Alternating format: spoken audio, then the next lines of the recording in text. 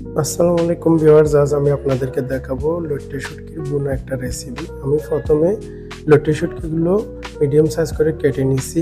এরপর আমি গরম পানিতে ধুয়ে নিছি। গরম পানিতে ধুয়ে নিলে গ্যারানটা আর থাকে না, যেটা শুকনো গ্যারান থাকে। এরপর একটা কড়াইতে আমি পরিমাণ মতো তেল দিয়ে দিলাম। তেল গরম হওয়ার পরে দিয়ে দিলাম পাঁচফোড়ন এবং কয়েকটা শুকনো মরিচ।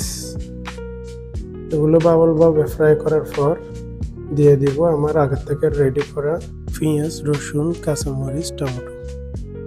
পেঁয়াজ কুচি দিয়ে দিলাম। এরপর দিয়ে দিব রসুন কুচি। আমি রসুন এখানে ফুল ইউজ করছি, আপনারা চাইলে অল্প ইউজ করতে পারেন। এরপর এগুলো ভালোভাবে একটু কষানোর পর দিয়ে দিব টমেটো কুচি। এরপর দিয়ে দিব কাঁচামরিচ। আমি 5-6টা কাঁচামরিচ দিছি, আপনারা চাইলে কমও দিতে পারেন।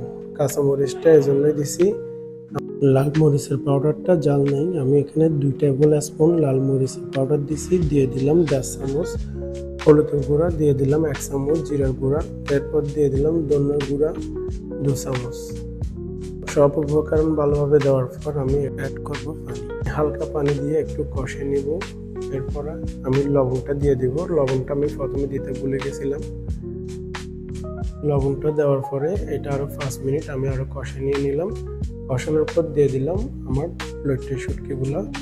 এরপর আমি এটাকে 10 মিনিট মতো রান্না করব। দেখেন মাশাআল্লাহ কত সুন্দর কালার আসছে। এরপর দিলাম কয়েকটা টমেটো আগে থেকে কেটে রেখেছিলাম, দিয়ে দিলাম ধনিয়া। হয়ে গেল আমাদের আজকের শুটকির রেসিপি। মাশাআল্লাহ, চলুন এবার টেস্ট করা যায়। শুটকি বুনো করে রান্না করলে আসলে টেস্ট হয়। এভাবে রান্না করলে খুব সহজে রান্না হয়। তো যাদের সময় বাঁচানো দরকার তারা এভাবে রান্না করবেন।